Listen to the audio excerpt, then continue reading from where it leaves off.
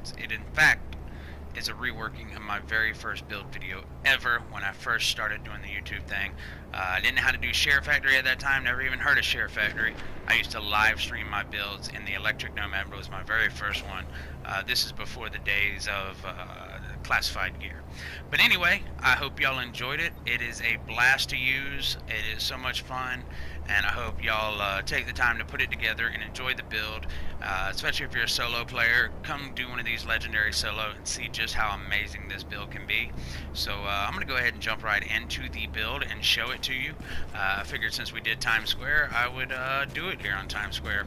So let's go ahead and get started with it. You've seen the video, so you already know this is a Nomad skill build that is built around the Ninja Bike backpack.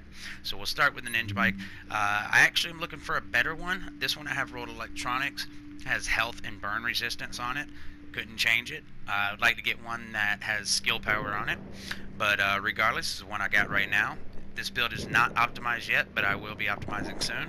And on this build, on the backpack, I'm running a 202 electronics mod with a 4% damage to elites mod, and I have two 4% turret damage mods. So as you can see, this is a 3-piece Nomad, 2-piece Tactician with the Ninja Bike. So we're going to start on the Tactician side of things first, and I'll start with these gloves right here. Before I get into what the gloves are, though, let's see what we got with Tactician. The 2-piece bonus gives me 15% skill haste, and the 3-piece gives me skill power. 10% on my skill power. So because I have 2 pieces on plus a Ninja Bike, it turns it into the 3-piece.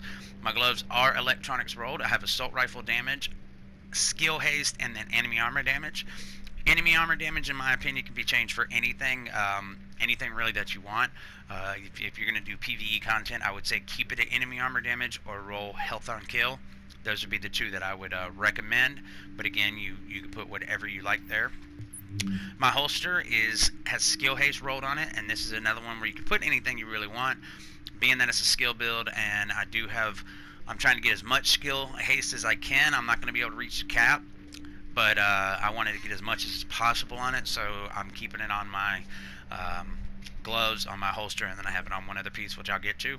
And then down here I have a 4% Seeker Mine damage mod, since I'm running Seekers and a turret. So there's the 2-piece of Tactician with the 3-piece bonus. Now we're going to get into the Nomad. This is the Nomad chest piece. Because I have 3 pieces on it, it'll activate a 4th. So let's get into this. The 2-piece bonus is 15% health on kill. So every time that I kill an NPC, I'm gaining 15% of my health back. I don't have a very big health pool, but that's okay. That 15% actually is a nice little boost for what the 3-piece is. And the 3-piece is Nomad's Resolve.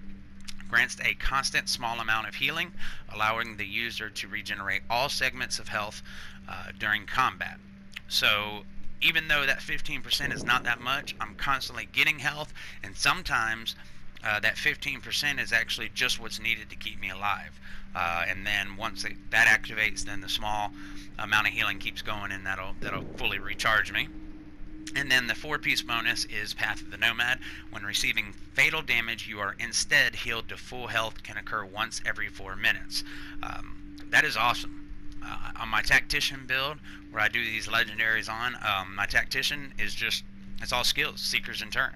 There's no healing. The only source of healing that I have is med kits, and then if I eat canned food. So this is nice to where I get the massive amounts of damage with my skills, but I'm also getting the ton of healing, and I have 2 lives, because if they proc my Nomad, well, then I have my recovery link to back me up, so I'm not dead at that time. And so it's actually, in my opinion, it is one of the strongest talents in the game when paired with everything else that I have. So on my chest piece, I have, of course, electronics rolled. Major attributes are health, skill haste. My minor is ammo capacity. And then down here again, I have 2 electronics mods with 4% damage to elites. My Nomad mask is again rolled electronics, and this one has a major attribute of 10,030 skill power. Minor attribute is damage to elites, which for the PvE aspect of this is a must. And on this, I'm running another 202 electronics mod with 4% damage to elites. The knee pads, again, are electronics rolled. My major attribute is 12,844 skill power. Minors are 14% damage to elites, 28 disorient, and 31 bleed resistance. And again, on this, I am running a 202 electronics mod with 4% damage to elites, and I have a 4% seeker mine damage mod. For my weapons, I'll start off with my pistol. I'm using a level 23 one that I crafted, tactical M1911, and it has predatory and cool-headed. That way, if they do proc my my recovery link, I can pop a couple headshots real quick, get my recovery link back very fast. Plus, it has predatory on it. For my main weapons, my Elvoa is my primary. It's doing 15.3k. I have the talents of Talented, Competent, and Ferocious. These pair very nice together. Talented, of course, gives me the extra skill power, which puts me from 345,000 skill power up to 423 whenever I kill an NPC. And then Competent, of course, is whenever I use any skill, I get that extra damage. And then Ferocious gives me 10% damage to elite and named enemies. And the nice thing about Ferocious is if you have Ferocious on your primary weapon and you're using a turret, your turret also gains Ferocious talent, so it does 10% extra damage to elite and named enemies. For my mods in this, I'm running a 121 magazine size, reload speed, and rate of fire. I'm running the reload speed just so I can reload quicker. This is PvE. I have the optimal range scope on it, a large suppressor, and then a vertical grip. So I'm having a lot of optimal range with this. It hits hard at distance, and that's exactly what I want it to do. I don't want to fight them up close if I don't have to. If they do rush me or whatever, I can take them out quick. But my goal is between my turret and then the range on this is to take them out before they ever get close to me. Secondary is my M700 Carbon. This has 169 headshot damage. The only talent that I've activated on it is Balance, and in my opinion, it is the most important talent because it allows me to pop shot them and not have to stick my head out of cover for long periods of time. And if you've done any of the legendaries and you've come across the elite snipers or agents, you know that a couple shots on them can put you down. They put you on a bleed real quick, and so you don't want to be out of cover for too long, especially if you don't have a lot of health. So Balanced, in my opinion, is the most important talent to run on a sniper rifle during this build. On this one, I'm using a magazine size, crit chance, crit damage. I do want the crit chance, a little bit extra crit chance, crit damage on this. I have another optimal range scope, so I can hit them far, far, far away.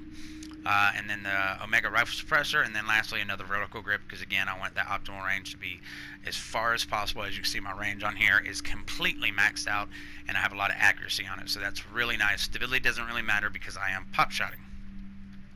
Alright, for my abilities, I am running a recovery link, which I get back every 298 seconds, so just 2 seconds under 5 minutes, and you use my pistol and I can get it back even quicker.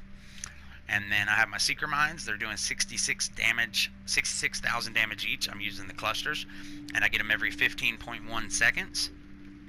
And that number does jump up a lot whenever you factor in whenever I activate Talented. You're pushing upwards to 70-something thousand on it, so it's really powerful. And then I have the Turret, which is doing 10,500 damage.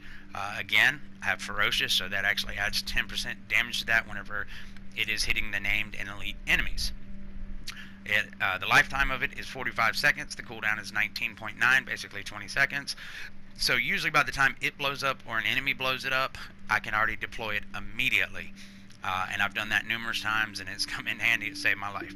For my talents, I'm running Critical Save. Even though I do have all the Nomad stuff, I don't want to proc my Nomad or recovery link if I don't have to. So if I do get in that point where I'm afraid it's about to, I will go ahead and pop a med kit, get Critical Save to give me that little bit extra damage resistance. Plus I have Strike Back, which will get me my skills back quicker, so I can throw a Seeker out, get away, and let them worry about that as I'm getting to safety. And then I run Chain Reaction, damage multiple hostiles with an explosion to apply 20% more damage from the blast. Since I run the clusters, I'm always damaging more hostile or multiple hostiles at one time, so that's giving me more damage on top of Talented and everything else. It makes the Seekers just nasty. And then lastly, I run Police Up, mainly because of the fact that I don't have the ammo capacity that I want. And there's only 2 restock points on Times Square Legendary. There's one right when you first come up out of the first checkpoint, the underground area, and then there's another one up by the 05 DZ checkpoint. And then not to mention, I know a lot of people, and I've done it myself, would go into the checkpoints when doing the legendaries, restock, get your med kits, get all your grenades back, get your ammo back, and My goal is to actually do this mission and not do that. I want to do it the way that they meant for the mission to be done. I don't want to cheese it and say, yeah, I did it solo, but I use these checkpoints to get in and out. And as you've seen with that footage, I stay away from the checkpoints. I do not go in them. And so Police Up is really a very powerful tool. I actually use it in Resistance now, so I don't have to pay to refill my ammo, and it's come in handy big time. But yeah, that's it, guys. I love this build. With my Elboa, I am running 56% damage to elites, 15% health on kill, 32% enemy armor damage. I've got 39% skill haste. I could easily get it up to 50% if I ran skill haste mods, but I want the damage to elite mods. And I have a 31.8 armor on this build, and then my health regeneration is at 11,400 HP per second. So I hope y'all enjoyed it. I thoroughly enjoyed this build. The Electric Nomad has become one of my favorite builds in the game. As you see in there at the end, the Electric Nomad is going to be making a shin, but it's actually it's already in the workings, y'all, and I'm quite enjoying it. And if you're thinking like, Seekers and Turret PvP, it's not going to be that good, it's not what you think. This is something completely off the wall. Like I said, it's already been in testing, and I've been extremely thrilled with what I've seen.